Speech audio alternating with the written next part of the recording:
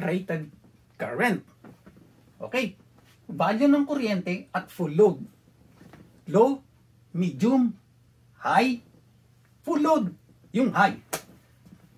Value ng kuryente at rated voltage delivering rated power. So, yung nameplate ng ating mga appliances, normally yan, may wattage, ano? Divide natin by 230 volts. Yun, rated current ang kalabasan yan. Ano pa? Design ampere value yan ng manufacturer, yung rated current. At maximum safe value yan. At normal operating value ng ampere yan ng ating mga ginagamit na appliances. So, ang rated current, malaki ang kaugnayan yan sa temperature ng ating mga device na ginagamit.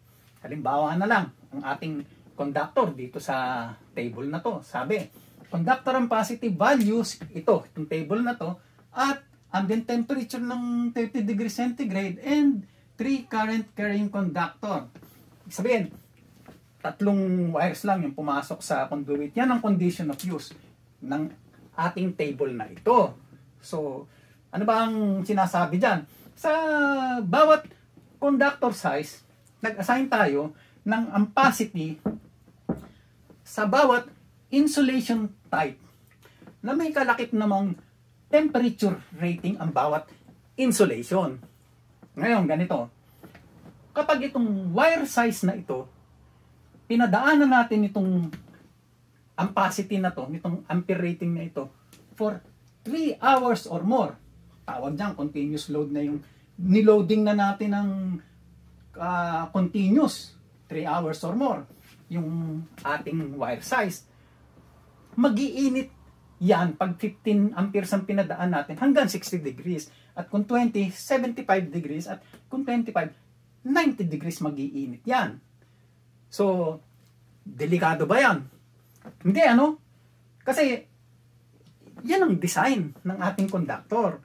Na pag pinadaanan mo ng 15 for 3 hours or more, talagang mag-iinit siya ng 60. Kayang-kaya yan ng insulation type. At pag pinadaanan natin ng 20, mag-iinit yan hanggang 75.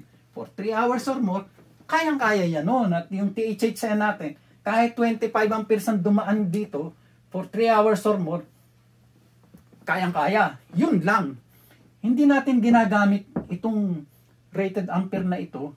15 lang ang ginagamit natin kahit THHN ang gamitin natin. Kasi, hindi naman standalone itong conductor eh. Branch circuit yan. Conductor between circuit breaker at saka receptacle. Eh, ang rating nung dalawang dulo ay 60 lang. So, hindi tayo pwedeng gumamit ng mainit kasi sakaling gumamit tayo ng naka-rate na mataas na temperature, so mas maliit yung gagamitin natin dahil 15 eh. At pag umangat siya ng 90 degrees, mahahawa yung iba ng init. So hindi pwede, kailangan pare-pareho sila ng init. So design yan. Talagang mag-iinit yan. At hindi delikado, safe yan. Ang gusto natin, itong ating conductor, dahil nakabaon yan sa simento sa dingding. Magtagal sana yan ng mga 50 years o higit. Dahil hirap palitan yan, hirap bunutin yan, baka hindi natin mabunot. So, gusto natin magtagal yan, ayaw natin mayat-maya, mag-init siya hanggang 60 degrees. So, kung palagi natin patatakbo yung 3 hours or more, tapos maximum ampere palagi, 60, kung ganun ang ganun, baka 20 years, masira yung integrity ng ating conductor kahit nakadesign sa 60 degrees na temperature na init. Kasi meron pang consider tayong vibration, moisture, chemicals, dust, kung ano-ano, no? Sunlight. So, hanggat maaari, ma-maintain natin yung ating conductor sa sinlamig ng ating ambient temperature kung 30 hanggang doon lang. Yan. Paano mangyayari yan? Merong paraan ang PEC. Okay? Nagkaroon siya ng concept ng non-continuous load at continuous load. Ibig sabihin, ang gusto natin mangyari, yung heat na na-generate dun sa loob ng conductor dahil sa pagdaan ng kuryente, minus yung heat dissipated dahil mas mababa ngayon yung yung ating ambient temperature yung heat na na-generate, ma-dissipate. Ang maganda, not enough yung heat. para mag-init yung ating system. Pag hinawakan natin yung receptacle, malamig pa rin. Hawakan natin circuit breaker, malamig pa rin. Ito ang paraan sa concept ng non-continuous load at saka continuous load. Ibig sabihin ng non-continuous load, pag pinadaan natin ng kuryente sa 3 hours or less, pwede nating loadan yan ng maximum hanggang rating ng ating conductor size o circuit breaker kung 20-20 rin. Ngayon, kung padadaanan natin sa sobra sa 3 oras, i-reduce natin yung load na pwede nating ikabit dun sa size ng ating branch circuit o circuit breaker. Sa kaso na parang maximum na maganda na hindi mag-iinit, 80% ng circuit breaker rating. Kaya yung kakabit natin sa 20, 60 na lang. Pero sa libro, nakasulat dyan, circuit breaker size is 125% multiplied by the continuous load. Ang reciprocal lang yan, 80% ng circuit breaker rating. Yun. So, yan. Yan ang concept natin ng 80% ng rated current. Kaya ginagamit natin yan. Pero hindi lahat ng panahon. Pag 3 hours or more, pag less than, hindi natin kailangan yung 80%. So, case to case, depende sa klase ng load. Okay? So, tapos na tayo sa qualitative analysis ng 80%. Ngayon, pupunta ako sa, wag muna kayong bibitaw, pupunta ako sa quantitative analysis, may konting math. Yun, mas maganda. Ma-appreciate ninyo yung bakit minsan nilelesen natin yung ating load na kinakabit sa branch circuit. Ito, ang relationship ng init sa rated current. Ayan. I squared times R times T. Any increase dito sa tatlong ito, mag-i-increase ang ating init.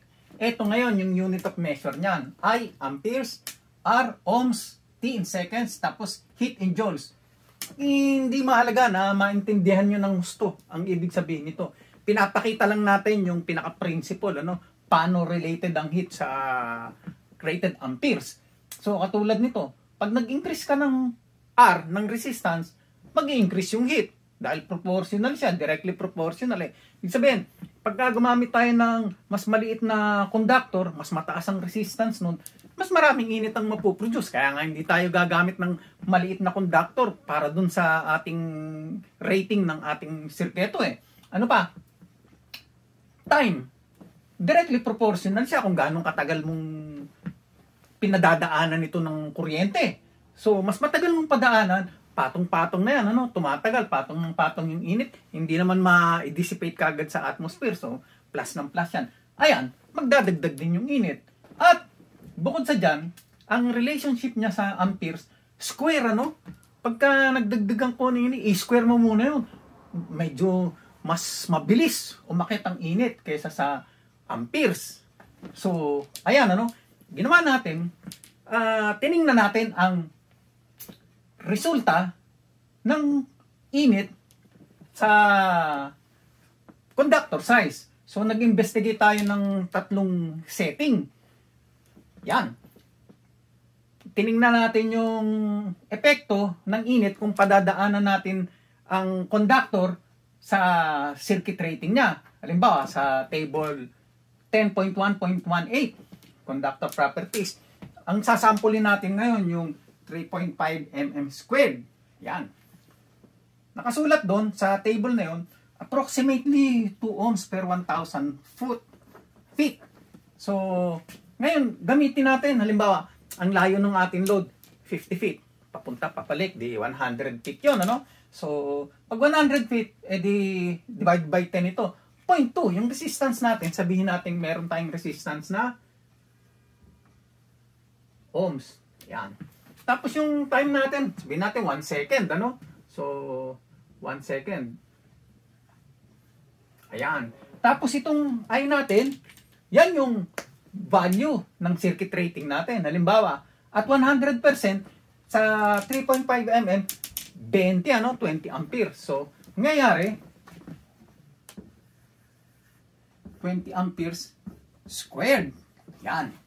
Yan ang mapoproduce na heat. So, ngayon, sabi nga natin, inimbestigahan natin yan sa 3 setting, dahil concern tayo, gusto nating malaman ang epekto sa ating sirketo ng init kung padadaanan natin ng rated current o mas mababa pa rito. Ayan. So, tandaan natin na ang ampere rating may epekto sa operating temperature. Okay? By design, sa rated current, aabot tayo sa init na rated temperature ng ating conductor insulation. Okay? So, at 50% ng 20, unahin muna natin to. 20 amperes, 100%. 20 amperes. Magkakaproduce tayo ng 80 joules per second. Yan ang heat na mapoproduce natin. Okay? I-reduce natin ngayon yung kuryenteng padadaanin natin. Gawin natin 80% lang ng 20 amperes. So, 16 yan. Okay? Pag ginawa natin yung math, palitan natin to ng 16, 51 joules ang makukuha natin. At pag 50% natin binaba yung 20 amperes, 10 amperes, 20 joules ang mapoproduce. Eto ngayon, pansinin ninyo. Kapag pala, ni-reduce mo by half, 50%, ang rated current na padadaanin mo dito sa ating 3.5 mm squared na wire, ang reduction sa production ng heat ay 25%. 50% sa circuit rating, malaki ang nare-reduce sa heat. Talagang bumababa. Pag 80% ang pinadaan mo, which is 16 amperes, ayan o, ito yung value. 64% ang pinabababa. 20% ang binaba mo rito sa pinadaan mong kuryente, pero 36% ang nare-reduce sa level ng heat. Okay? So, sabi nga natin, by design, sa rated current, aabot tayo sa rated temperature. So, sa kaso nito, 60% 60 degrees centigrade yung rated temperature sa rated current.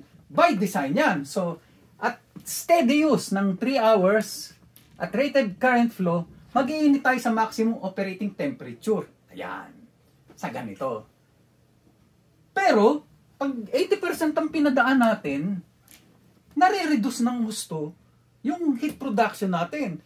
Ibig sabihin, kayang-kaya na ng heat dissipation ng surrounding yung heat produced. So, ayan ano, ayan ang dahilan. Kaya tayo nagkaroon ng 80% na concept ng continuous load.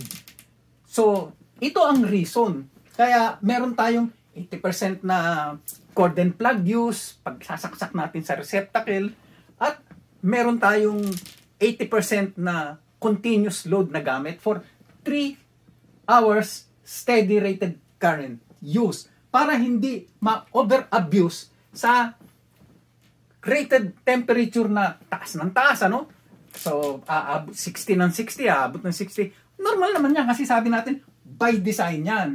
Pero, kung laging malamig yung ating electrical system, eh di lalong maganda, maning-mani yung 50 years na itatagal ng ating electrical system. Ayan. Yan ang kasaysayan at drama sa likod ng 80% rated current. Sana ay nakadagdag sa inyong kaalaman at may napulot kayong mailalagay sa inyong knowledge toolbox. Pupunuin natin yan ng accurate materials. Okay? Sundan nyo lang ang mga videong gagawin ko. Ang layunin ko ay makapagbigay ng accurate na informasyon at maipaliwanag sa inyo ang mga rules sa PEC ng maliwanag. Binibigay ko pati kung saang section itong nakasulat. So, ayan. Kung nagustuhan ninyo ang video ito, sana ay i-like ninyo at mag-subscribe kayo, i-share nyo sa iba at i-hit nyo yung notification bell. Nang sa gayon, ay mas malawak ang audience na maabot ko. Dahil sayang, malaking maitutulong ng dagdag na kaalaman sa ating pagtatrabaho at pagkukumpuni ng kuryente. So, hanggang dito na lang muna. At sa susunod na video, tatalakayin natin yung overcurrent. Ano ba yon? Salamat sa inyo. Panonood. Nakatapos ulit tayo ng isang video. So, sana may napulot kayo sa ginawa nating talakayan. Manood pa kayo ng aking mga ibang video para marami kayong matutunan, lalo sa mga sections ng Philippine Electrical Codebook. So, mag-like at mag-subscribe kayo. At mag-comment na rin kayo sa aking dito sa video nito para mapanood niyo pa yung iba kong mga videos. So, okay. Nagpapaalam ako sa inyo at palagi saludo ako sa inyo mga ka-elektrisyan.